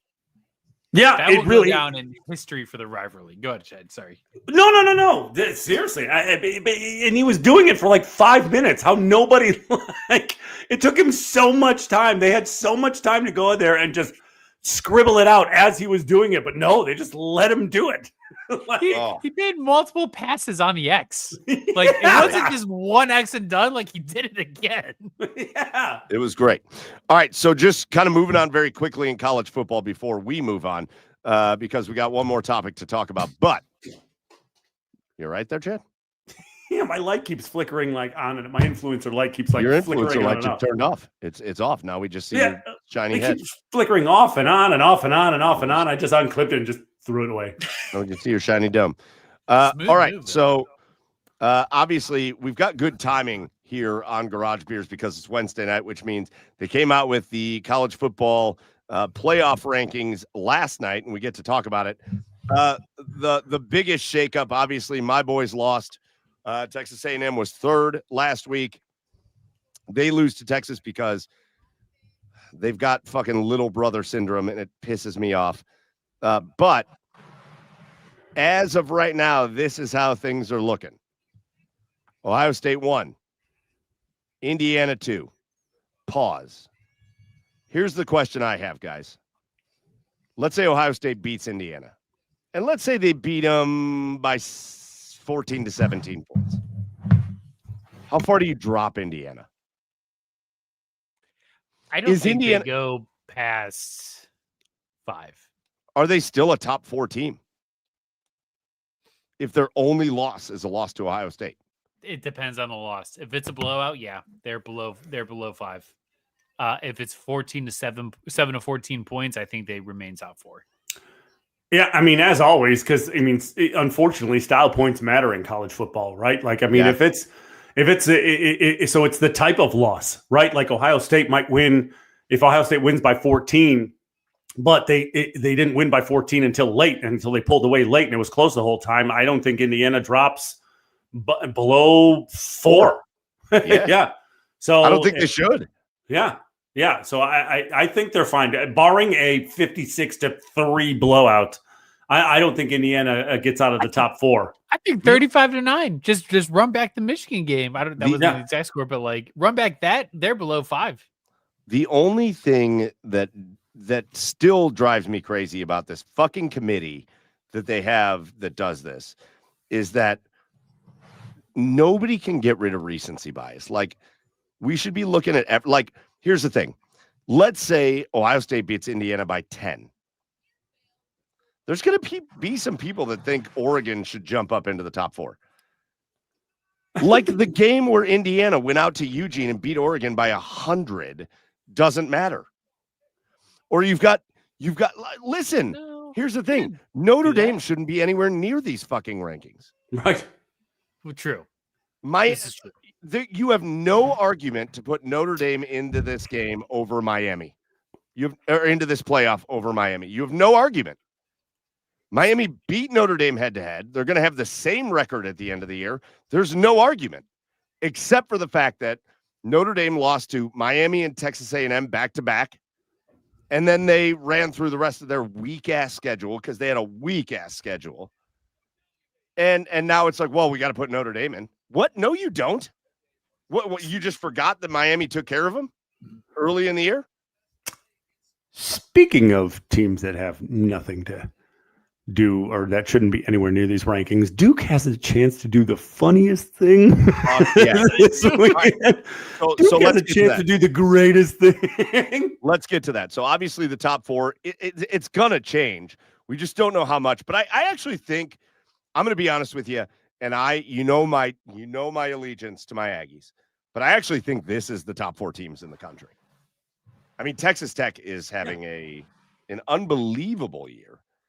And Ohio State's the best team in the country. And Georgia, outside of that loss to Alabama, has been better all year. And Indiana, that's the top 4 teams in the country. That if there was a 4-team playoff, that's what it should look like. Right? Does anybody disagree with that? Yeah, as of right now. But I mean, that all could also change. I mean, because Texas Tech still has to play BYU again and Georgia's playing Alabama again. So it could change all over. If Georgia loses to Alabama for the second time, Alabama jumps Georgia. There's no doubt. Yeah. But I think as of right now, that's easily the top 4. So then you get into these other ones, and Alabama will slug Oklahoma. That's fine. Although I don't know. Didn't Oklahoma beat Alabama? Yes. I don't think they played. No, maybe they didn't play. I don't. Yeah, maybe not. Obviously, Texas A&M Notre Dame would be a rematch. I think Notre Dame's better than they were to start the year, but like they shouldn't be anywhere near this fucking playoff. But then we get to what you were talking about, Chad. They did lose to Alabama to 23-21. They lost to Oklahoma 23-21. Yeah, that's what I thought. Yeah. But then we get to what you were talking about. We get to the ACC. Yeah. And the reality is the ACC might get no teams because Duke is playing. First of all, the sentence that I'm about to say is wild as fuck. Yeah. Duke is playing Virginia for the ACC championship. Right. Blow up the fucking conference. Send it to fucking hell. It is gone. Duke versus Virginia for the football championship. Well, that's the thing is like there were 6 tiebreakers that had to fall just right for Duke to get into that game, and they fell. Every single one of them fell into place, and now Duke is playing Virginia for the ACC championship. But here's the scoop: if Virginia wins that game, they're going to be in the playoff. Right. If Duke wins that game, Duke will not be in the playoff. No, you sure won't. You're going to get 2 group of 5 teams. Right. You're going to get James Madison and Tulane, or I don't know who the 2 are going to be, but you're going to get 2 group of 5 teams in the playoff if Duke beats Virginia. And that is wild. Yeah. Oh, man. Because it's not Power 5 conference championships. It's the top ranked conference champions, and Duke will not be ranked higher than 2 conference champions. Yeah. From the group of 5. Yeah. So like that is of the things. So here's a couple things for me. Like personally, I'm not super mad that A&M lost because now they're just locked in, and they should have a home game. Like A&M with a 1-loss Texas A&M team should just have. We're gonna play a game at Kyle Field. And that's awesome. I'm super pumped for that. I don't even know how it's gonna go, but personally for me, I'm pumped for that. All I'm gonna do this weekend, I'm gonna root hard for Ohio State because man, I want Kurt Signetti to just fucking cry himself to sleep on Saturday night. But the only other thing I'm gonna care about is I am the biggest Duke fan on the planet when they play Virginia. Because you just want it just to blow up the rankings to smithereens. Hell yes. You just want All right. I'll be your Huckleberry. Let's go crazy. Yeah, why not? Let's go crazy. By the way, it was my asshole of the week last week. You'll see the 11-6 matchup is Ole Miss versus whoever that might be. Ole Miss is going to have to find a coach because what an asshole. Oh, yeah. Listen, I'm not surprised. It's Lane Kiffin doing Lane Kiffin things. Here's my problem. There's been a lot of discussion on this. Lane Kiffin is leaving Ole Miss to go coach LSU. I have no problem with that. No. Not a single problem with it. LSU should be a premier coaching job. Ole Miss isn't at this point. It is what it is. I have no issue with him leaving and going and doing that. I don't. That is okay. But the fact that he was like this is what drives me fucking nuts about all this. The fact that he was like scolding reporters when they were asking about it. My focus is on Ole Miss. I don't know why you're asking me about that. And he's like yelling at people. Fuck you. We've all known you're going. Like that drives me so crazy when they get defensive in press conferences, even though everybody knows what they're going to do. And they like yell at everybody like we're stupid. Oh, Lane Kiffin is such a bitch. I mean, but it's his MO though. Like, so nobody should be surprised at this, by the way. Nobody should be surprised. Lane Kiffin is just bitch move. Sure. Link it, but it's optics are everything in this type of business, dude. Optics are everything. You don't want to give away something until you absolutely have to. So obviously he's going to put up the front that he's going to stay at Ole Miss until he leaves for LSU. Obviously he's going to get my focus is here. My focus is here. But no, but really everybody knows he's leaving for LSU. Listen, that's not the point. The point isn't like if he just came out and said, "Oh, my focus is on Ole Miss, and that's all I'm going to talk about." I'm going to be like, "Cool, that's fine." But the fact that he's like angry that like, how dare you ask me this, and I'm not even thinking about that right now. Shut up. So again, just part of the game. It's part of I the asked game. it. I asked it last week, and I'm going to go back to it this week, boys. You see, right now, you have to say the favorite for probably that 11 spot is Virginia. And then you're going to get one of the group of 5 teams in the 12 spot. This is how it sits today. Prediction time.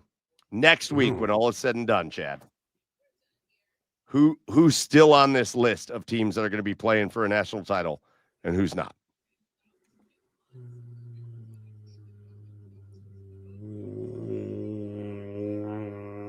Notre Dame might be out. Well, so let's talk about the teams. That's really the only one I see that's probably going to be out. There's 2 teams that could be out, right? What are you going to say, Joe? I think Alabama could be out. Yes. If Alabama loses to Georgia, they're out. Oh, yeah, that's true. You're not putting 3-loss Alabama in. That's true. That slots in probably Miami. Probably. And then that would bump up probably A&M to that Oklahoma game. Yeah. Which I'll take that all day and then get smashed by Ohio State, but that's fine. It's fine. Yeah, I agree. Listen, I think Miami should play in this game. I think they've 2 bad losses, but good wins too. I think Miami should play in this. Notre Dame, I just fucking hate the fact that it's just, hey, can we get Notre Dame in? Can we just get Notre Dame in? Hey, can we get them in? And their coach is one of my favorites. I love Marcus Freeman, but like, we shouldn't be trying to find ways to get them in. But I agree with you. I think Notre Dame is in jeopardy. Although I don't know, I think Alabama's in more jeopardy. I think the team on this list that is in the most trouble is Alabama. Well, yeah, it's a must-win game on Saturday. Yeah, correct. And Notre Dame, they're not doing anything. I failed to believe that they're going to have somebody jump Notre Dame. I don't know. I think an interesting scenario, right, could be that Texas Tech and BYU game, right?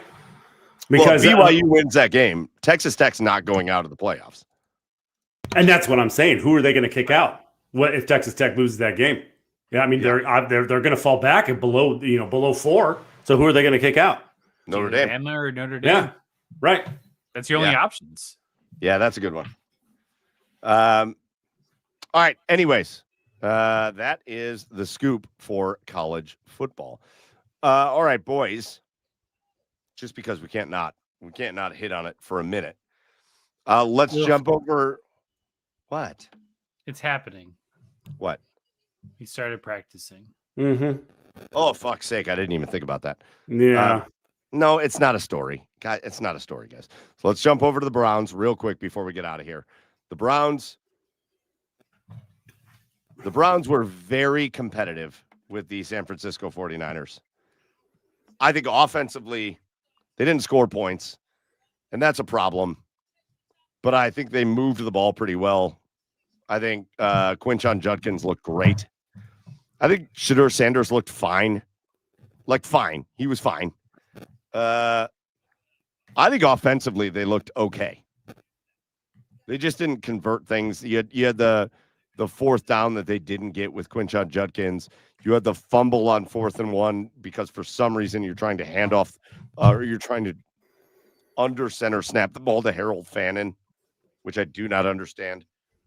But Like defensively, they were spectacular. But man, oh man, I don't think I've ever seen a team get sabotaged the way the Browns did in this one against the 49ers by themselves with the worst special teams performance I think I've ever seen. Giving up a 66-yard special teams punt return. Again. Gage Larvidan muffs a punt at the 14-yard line. Like, they do everything they can to, like, find ways to lose games. Should have won that game. You had a chance to win that game. Very much. I mean, obviously your defense played ungodly again. A couple of cracks, but like really they handled the 49ers well. Christian McCaffrey, especially, they handled him, I thought, very well. Your offense had some bright spots in a tough weather day, but also you had like a couple rough throws from Shadur, but like you were in decent positions in that game. They sustained drives. But it's just, there's always something that is just god awful with this team. And this week it was special teams. It kind of bounces back and forth between the special teams and offense. But, man, special teams is something we don't talk about enough, but it's been horrific this year. Well, horrific. We talked about this on my last show, and it's appropriate to bring up here. You talked about cracks on the offense. Not many. Or I'm sorry, on the defense. Not many. That drive they gave up at the end of the half that resulted in a field goal, that sucked. You just got eaten alive there. But otherwise, San Francisco had 3 touchdowns. The lengths of those drives were 14 yards, 18 yards, and 32 yards. You gave San Francisco the ball with a chance to score touchdowns on each of their 3 touchdown drives. Twice you gave them the ball in the red zone because Gage Larvidan can't catch a fucking punt, and because we decide on punt coverage we don't know how to cover a punt. So twice you gave San Francisco the ball inside the red zone. All they had to do was go less than 20 yards, and they scored. You can't ask your defense to be stopping that. And the longest touchdown drive was a 32-yard drive, and that was the one where they tried to go for 4th and 1, the under center snap to Harold Fannin. It got fumbled, and San Francisco recovered. Like,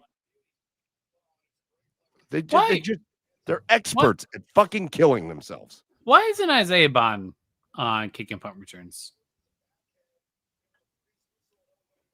I think it should be Malachi Corley. Sure, I guess. He's been great. Yeah. That's a guy I would like to see around next year. But, like, great name. It's just so predictable with these guys. Chad, you're sitting there so quiet. You guys just want to do mock drafts from like here on out for the rest of the season, depending on what they do in the rest of the games. It's our only Might choice. as well. It's the only thing we have to care about. It's the same game every week, guys. Like, I guess that's why I'm just sitting here quiet. Like, defense keeps us in games, and then the offense or special teams finds us ways to lose it. It's really what it is, right? The defense is the first half. The game's going to be close in the first half because the defense is going to keep us in it. Right. Offense has bright spots, absolutely. I mean, that was an absolute dot to Harold Fannin for the touchdown from Shadur, an absolute dot, right? And then Quinshon Judkins, obviously, there's something promising here. Promising there. I mean, obviously, he's shown all sorts of signs of being just a workhorse back for us in the coming years. Yep. After that, I mean, after that, I mean, Bubba Ventrone, I mean, there's no reason to fire him now because it's not going to solve their problems for the rest of the year. But I mean, it's been an ongoing issue, and I fully expect him to be gone after this year. So they're going to need to revamp their special teams unit. They're going to need to, I mean, although the offensive line played really well, what the fuck is going on with Wyatt Teller? Like, what is he injured? Is he not? Is he playing? Is he not? Like, it's like one of your best offensive linemen, probably the best offensive lineman you've had this year. There's just so much drama surrounding every little piece of this team, right? And none of it has anything to do with the defense, right? The defense just keeps trucking along and being dominant and playing the way that they're playing and keeping us in games, but it just little plays here and there just kill this team. And like you said, Mike, they're experts at doing it, and they're gonna do it, right? They're gonna find ways to do it. Now, fortunately, and I know I'm jumping the gun here, but fortunately, the Titans are that bad to where they can afford to make these plays, and they're probably going to make these mistakes, and they're probably going to win the game next week. But it's I'm watching the same exact game every single week with this team, and it's so tiring. I cannot wait for the season to be over with. You know, I will say at least they're giving us things to. I'm excited to watch this game against the Titans, and it's not even about a win or a loss because who fucking cares at this point? But I'm just excited to see how many sacks Myles Garrett can get. That storyline has me hooked. I agree. Myles Garrett could break the sack record this week. Yeah. He needs to get 23. He's got 19. And you're going up against a rookie quarterback and a terrible offensive line. This is the same Tennessee Titans team that Myles Garrett famously did like the crossover, coming up straight up the middle, right, and getting a sack. I think it was against Ryan Tannehill. Like, they're going to struggle with Myles Garrett. So that has me interested. I'm so invested in what's going to happen with Carson Schlesinger the rest of this year.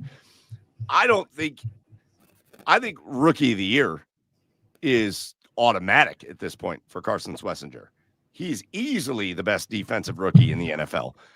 I think he's an all-pro. Like, I think he's getting that year one. Yeah. I think he's getting it year one. Like, that dude, he's a Pro Bowler.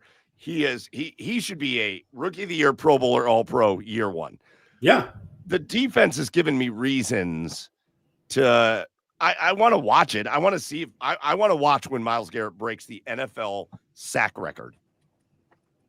And I hope he does it over the next 2 weeks, so he does it in less games than the like TJ Watt did it. Michael Strahan. Well, it's Strahan and Watt. They both TJ Watt tied the record. Right. Yeah, no, I mean, it's funny. Like, I watch the defense closely, right? Like, when the defense is on the field, I watch closely. I do laundry. Like, I do dishes when the offense is on the field and just glance over at the TV.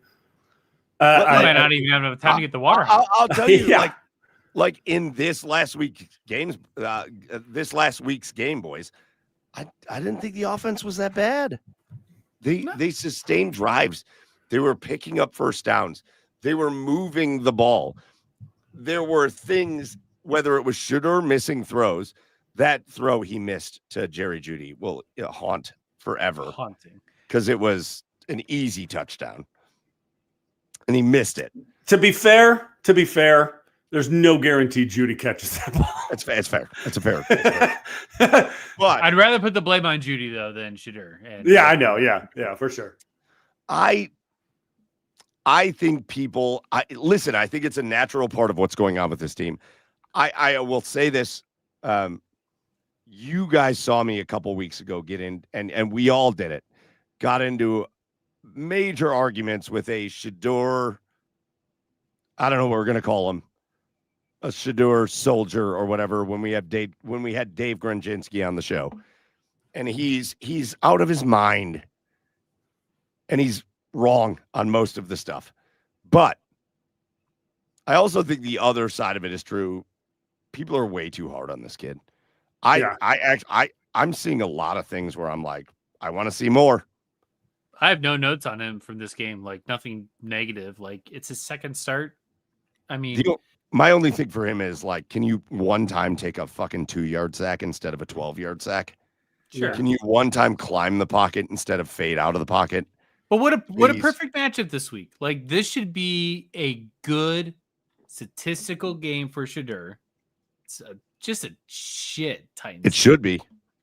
Like, no side of the ball is good for the Titans. Like, this is a good test. Like, I think if he has a bad game against the Titans, you can be upset with it. It's problematic. It's problematic. But if he comes out and looks great, then it's a building block, and it's a different story, different conversation. This is Oh, go ahead. I was going to say this is looking way too far ahead, but if there's a new regime in place next year, do they keep Shador even though they're not his guy? He's not their guy. I don't know. No, Yeah. there's no reason to. Right. No. Right. There's no reason. Trade him. All right, last thing on the Browns, last thing on the NFL, and then we'll get out of here for this one. Obviously, the big news that everybody's freaking out about is that the Browns are activating the practice window for Deshaun Watson. And here's the thing. Here's the thing. I want to say this because I want this podcast to be fun and funny and drunk sometimes, but I also want us to be a source of like fucking get your head right. This means nothing. It means nothing. There's a lot of reasons why the Browns would do this. And probably the biggest one is that there is a fucking union in the NFLPA that you got to watch out for. And you can't just keep a guy on the injured reserve if he's not injured, because they will come after you. And it doesn't matter who it is. This does not mean the Browns are trying to play Deshaun Watson. This does not mean, and I'm going to stand by this until they make me eat crow. This means nothing other than he was eligible to come off the injured reserve, and you can't just keep a guy on there just because you want to. So they're activating him. They're going to let him practice. They may never actually activate him for a game. I'd be shocked if they did. My thing is this. Barring an injury to Shedeur Sanders and barring an injury to Dylan Gabriel, I better not see Deshaun Watson out on that field one time over either one of those dudes. I would rather watch Dylan Gabriel throw checkdowns for the rest of my fucking life than watch Deshaun Watson take another step for the Cleveland Browns. And that I don't think he ever will. I don't think he ever will. But you can't, like, that. The thing that people are missing is that you can't just keep a dude on IR if he's not hurt. You can't. They will come for you for that. Right. So, like, just, I guess, like, just chill out. That's my point to everybody is chill out. I will be shocked if you ever see Deshaun Watson take another snap for the Cleveland Browns. But, like, they have to do this. Nothing further, Your Honor. All right. Well, I guess that was my rant that I was to go on. All right. So the Browns playing the Titans real quickly, boys. Score prediction: Browns Titans Sunday.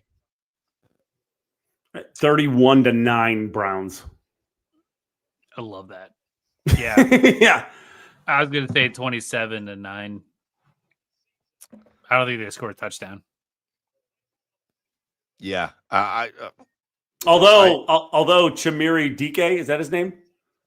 Yeah. He's Pretty good. He's the league leader in return yards. So, and the Browns special teams have fucking done great. Fucking great. The Browns special teams have been dog shit. The offense will not score a touchdown. 31-16 Browns. He's also the league leader in return yards because nobody has more returns, like kickoff returns, than the Titans. Correct. The other teams are constantly scoring touchdowns against them. Sorry, 31-24 Browns because he's going to get 3 special teams. 47-34 Titans. And it's all kick return touchdowns. Yeah. The Browns should win this game. There's no,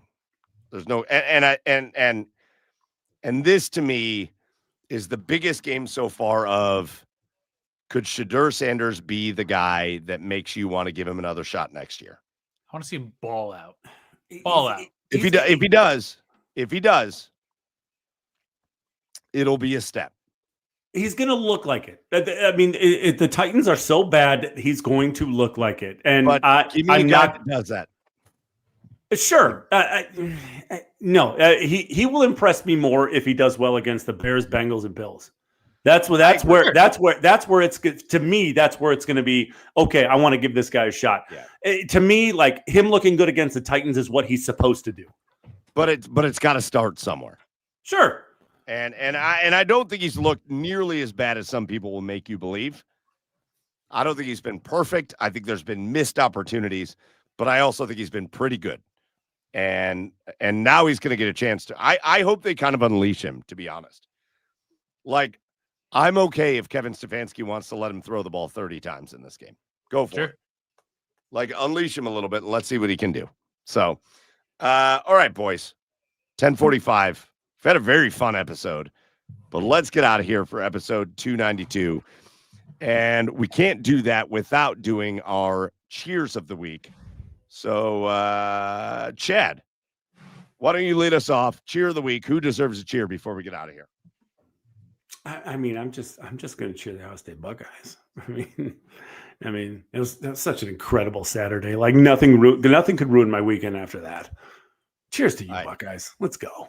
That's a good one. That's a real solid one. Joe, what about you? Don't sit here and tell me that basketball players are tough. Baseball players are tough. That football players are tough. Until you see this motherfucker, Kyle Palmieri. Do you guys know this story? Yep. Kyle Palmieri, right ringer for the New York Islanders, had a very awkward collision in the corner in the offensive zone where he tore his ACL. And this guy gets up after about 5 seconds or so, starts slowly skating back to the bench. The puck comes back in the zone. He picks it from the defense and creates an assist after he tore his ACL on his way to the bench to go to the locker room. Dude, like that is just some balls, kahunas on this guy. Like that is just like the coolest thing. I hope he has a speedy recovery, but that is just like the coolest thing. Like hockey's the best, man. It's like it's a send off, yeah, for sure. Hell like yeah. I'll see you guys next year, but here's an assist. Hell yeah. But he wasn't That's on awesome. the ground. He was on the ice for like 5-10 seconds after tearing his ACL. And like It's that's wild. an incredibly painful injury. Anyone that's down for longer than that is definitely well within their right. But like, dude, the toughness of hockey players to just get up, get off the ice because they know they got to get somebody else over the boards. They weren't stop and play. Like that, I mean, man, just the tenacity is just unreal. So cheers to him. Bam. Bam. All right, I got 2 cheers. First cheer. There are 14 teams left vying for state championships in Ohio high school football. And I am just going to give a cheers to all the fucking kids that play high school football in Ohio. Ohio is just, it never fails to amaze me at how good this shit is here. And everybody loves to talk about like Florida and Texas and California and all that. Ohio high school football is elite. And there are 14 teams left, 2 in every division. They're going to be competing for high school state championships this weekend. And I want to give a shout out to all of them because it's a pleasure. And Chad, you and I do games all year long. Yeah. And it's a fucking honor, to be honest with you. Sure. Yeah. It is an honor to watch these kids go out and fight and learn and grow, and to watch these coaches fight and learn and grow. It is an honor to watch it year in and year out. And so my cheers goes to them. And Chad, I'll miss you tomorrow. I'm so fucking like upset. That I wish can't. we would have thought about what we talked about earlier, but we didn't. Yeah. And that's a problem. But I will say, shameless plug. Up here in Northeast Ohio, Avon is going for its 2nd straight. Joey's alma mater, going for its 2nd straight state championship. They're going to be playing the Anderson Raptors from Cincinnati, the team they beat last year for the state championship. But watch out, because if you go back years, Anderson lost the regional semifinal. And then the next year they lost the regional final. And then the next year they lost the state semifinal. And then last year they lost the state final. But they always take that next step the next year. So it'll be a really interesting game. And I will be on the call. I'll be doing play-by-play. This is really fun, actually. I'll be doing play-by-play. And my color guy will be the Cavs play-by-play guy, Tim Alcorn will be there with me. Tom Evans will be there with me. We'll be down in Canton tomorrow night, 7 p.m. Avon, Anderson. But again, lots of big games going on, lots of Cleveland area teams, but just all over Ohio. Big shout out to the high school football players that made this season so Thursday special. night? Yeah. Division 2. Ah. Division Right. 2 is Division 2, in my opinion, is the best division in high school football. Loaded. In Ohio, and it kicks off the weekend. Division 2 goes Thursday night. Then there's 3 games Friday, 3 games Saturday, and all 7 divisions are crowning champions. Look out, because it's going to be a wild weekend from Hall of Fame Stadium in Canton. So tune in. What are you doing divisions by? Is that school size still? Yeah. Well, it's the amount of like boys Right. that they can draw Okay. from. Yeah. I said I had 2 cheers. My last cheer, Chad, I want you to join me on this one. Joey Whalen. Yesterday was his birthday. And so we got to give a shout out. We got to give a cheers to Joe Whalen. Happy birthday, Joseph. Thank you. He's 30 something. Doesn't matter.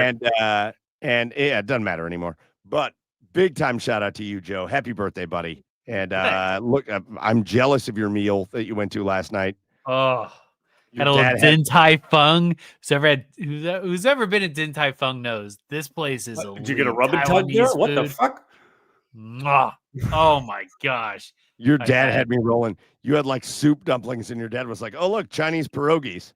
And I was like, yeah. and I go, what's the name of that restaurant? P.F. Changski's? A little better than P.F. Chang's. Yeah, we had dumplings, wontons, bao buns, tenderloin. Yes. Like it was just like Bowel buns? Oh, Jesus. bao buns. You ever had Oh, bao buns? bao buns are the best. No, I know I have. So good. So, anyways, we're hold on. My God. There it was. All right. So as a show, we're giving you a cheers for your birthday, buddy. Nice. And look, Appreciate it. Drew's gonna have one more bush tonight. One more bush heavy in your honor. Joseph, happy birthday, Drew. Joseph. All right, boys, let's get out of here. Let's do our thank yous and be out of here. First thank you goes out to the OBR for hosting us. The Orange and Brown Report is Cleveland's oldest and largest Browns independent coverage site. Get over to the OBR.com, hit subscribe to be a part of the biggest Browns community online in all of Cleveland. Make sure you get over there. And if you're watching us on YouTube, Twitch, wherever you're watching us tonight, make sure you hit follow, hit subscribe, all that. We appreciate that. Get over to the Garage Beers at the Garage Beers on the socials to follow us there. Obviously, just having more organic followers. I don't want to do the whole thing where I got to like find people to follow us, but have people go follow us, and it helps us get guests on the show.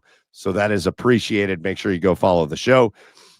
Next, thank you goes out to our guest, Jonathan Wells. Man, that was so much fun. All I want to do is go take shots of tequila with Jonathan Wells after that.